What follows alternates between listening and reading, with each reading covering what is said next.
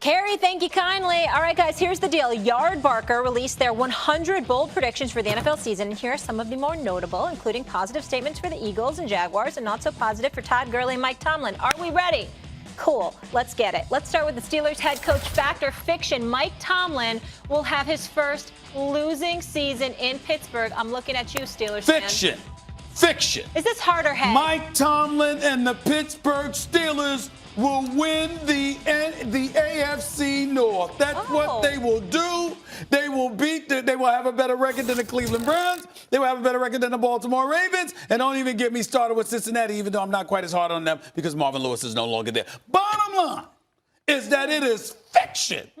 Fiction for anybody to think that Mike Tomlin is going to have a losing record. Fiction. I could see him going 8-8. I don't see him worse than that. 9-7, 8-8. That, by the way, Juju Smith-Schuster is going to have a big season. Yeah. And Ben is still good, and they got Connor's going to have a big season. Like, they have a nice team. It's a solid kind of NFL team, and Tomlin's a great coach. Everyone can shut up. But I could see an 8-8 season. How'd they do in the playoffs last year? They didn't make the playoffs last year. Oh, okay. D'Antonio Brown and Ben Roethlisberger. Oh, yeah, just checking. All right, Giant fan. All right, you go ahead and talk. Go ahead and talk. Don't let me get started. Daniel Jones, am I right? Am I right, Mom? Keeping up with the Joneses takes the league by storm. Well, you got an owner that says he'll hope to never see him. The owner said, I hope I never see you. Over under when you see Daniel Jones. Week what? I said week 6. Okay. Because it's the Giants, it'll be week 10, but yeah. All right.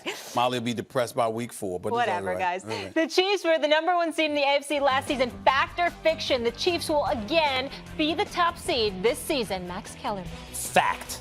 The Chiefs are loaded. Mahomes is a year more experienced. Andy Reid is a great coach that's changed with the times. The only really guy who's done that like him is Belichick and Tomlin. Like the truly great coaches of the era. Yeah, this is a fact. It is a fact.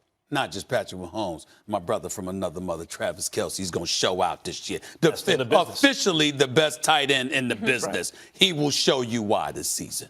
Okay. And by the way, Tyreek Hill is Tyreek Hill's going to have a monster season, That's right. too. Tyreek Hill's there. The Eagles snuck into the playoffs last year as a 6th seed. Fact or fiction, Philly will get a first-round bye this season. Stephen A.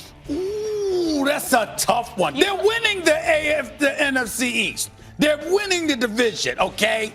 But are they going to get a bye? That means they've got to be, one of the top 3 seeds? Ooh, I'm going to go with fact. I'm going to say that the Eagles will show out this year and they will get a bye. Remember, they got to be a top 2 seed.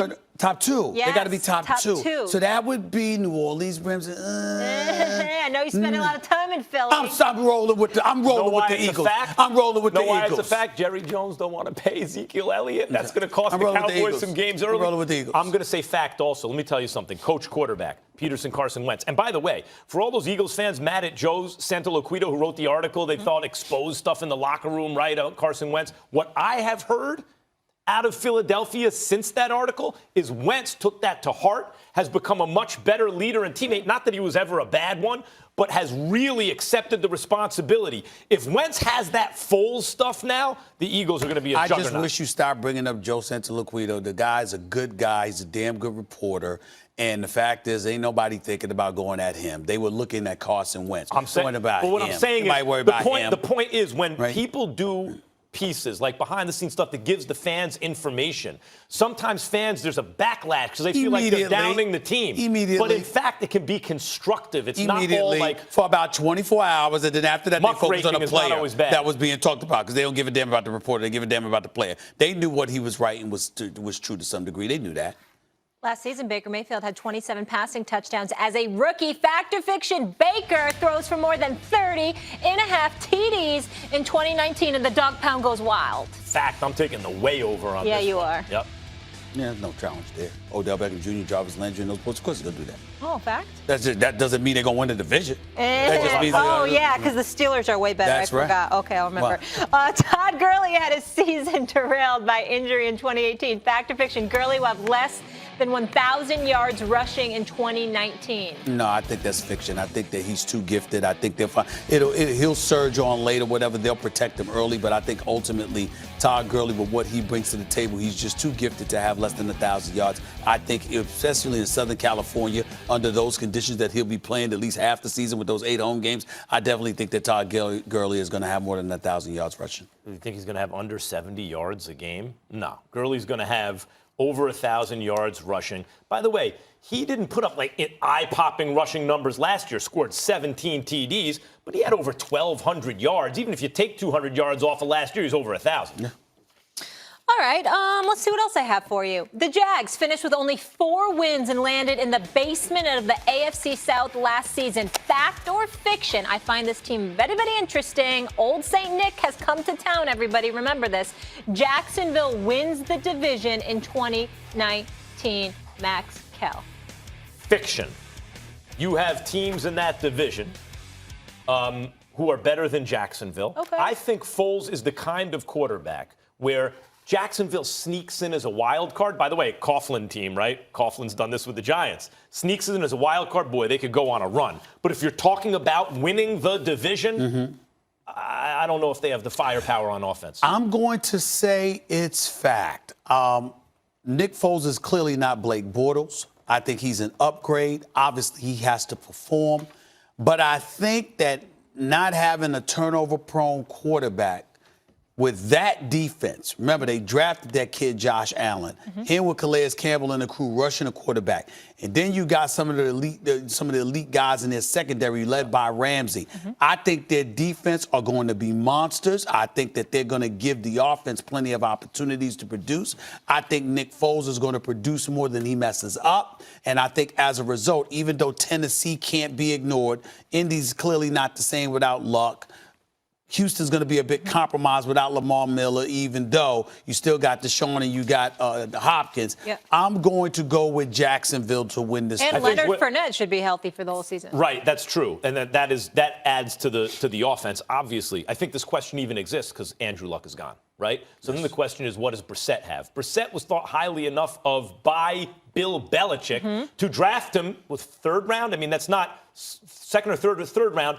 Which is not like, he wasn't taken in the 6th round or 7th round. He's taken in the 3rd round. That's a real draft pick for the Patriots. To develop him, he played for the Patriots, won a game when he got on the field.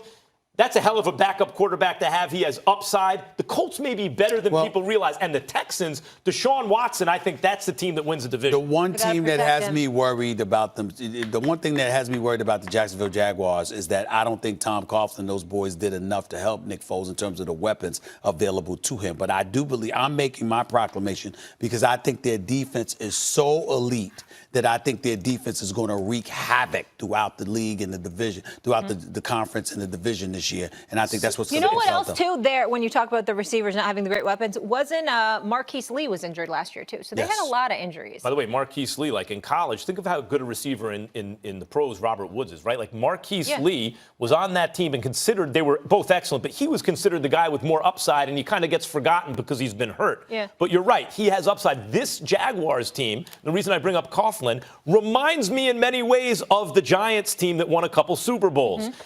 Maybe they don't make the playoffs, but boy, if they do make the playoffs, they can get busy. Make some noise, no question. The Falcons, this is another interesting one. Finished with a losing record last season, but they were decimated by injury. They do have so much talent on that roster. Fact or fiction? The Falcons win the NFC South. Stephen A. I still think it's fiction. And the reason I think it's fiction because I think New Orleans is a more complete team. Now, Atlanta's a more complete offense. You got Matt Ryan, you got Devontae Freeman coming back, you got Mohamed Sanu with Julio Jones, and Calvin Ridley is a stud. Their passing attack is going to be something to behold. But I still think defensively, even though for the most part last year they were decimated by injuries, ending the season with 8 guys on IR.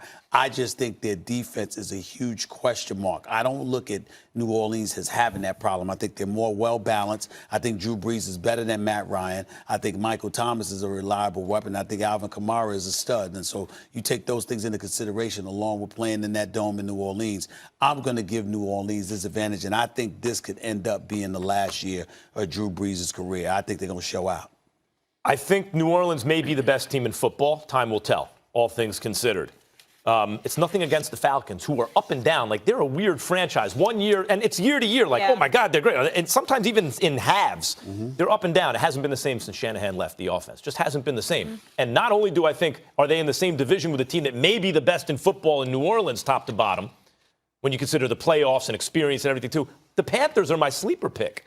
Like, I think the Panthers, I think it's New Orleans, but they're going to have real run if Cam is healthy, considering how the Panthers were playing when he was healthy, how Cam was playing when he was healthy, McCaffrey now on the team, etc. So it's nothing against the Falcons, but their inconsistency combined with Shanahan's departure, over a year ago now, and those other two teams, I don't see it. Yeah, I do think Dan Quinn knows what he's doing, but obviously defensive-minded coach came from the Seahawks, and now they have a new OC. Is it Dirk Cutter? Am I spreading rumors? They brought in a new OC. Was it Tampa's former coach? Yes, Yeah. yes. So we'll see what he can do. Taking the reins. All right, we asked you guys to weigh in on our Twitter poll today. Who would you rather have in your prime, Kobe or Shaq? Get ready for this. 57% said Shaq. So?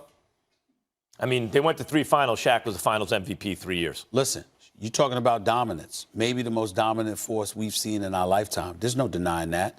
But in the sport of basketball, guard play matters. Wing play matters. When you got the ball in your hands and you can give it to somebody 94 feet away, 50 feet away, 30 feet away, or whatever the case may be, I'm going to always choose that guy. Now, remember, this is the analogy that I can use. Yeah. Has anyone ever complained about Hakeem the Dream Olajuwon? Never. One of the greatest centers in the history of basketball, a 2-time champion. Excuse me, he was drafted 2 spots ahead of Michael Jordan.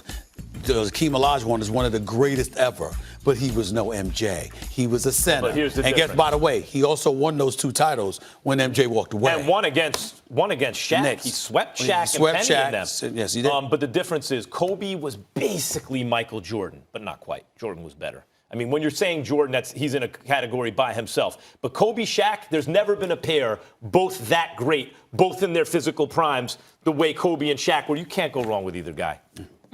Tomorrow we'll be in your hometown, Queens. Queens is in the building. Yeah. We ain't in Hollis, but Okay. it'll close do. enough. It'll do. Different? It'll do. Little different. It's a little different crowd? A little different Stop flavor. it. Different Really? flavor. It's Oh, a little okay. different. It's a little We're different. going to have a lot of fun, though. I'm excited. So First Take will be live there from the U.S. Open. That is tomorrow, so check us out, special guests, etc. And, of course, U.S. Open will be underway right after us here on ESPN. For Stephen A. Smith, Max Kellerman, I'm Molly Karam. Guess who's back tomorrow? Your friend, Tim Tebow.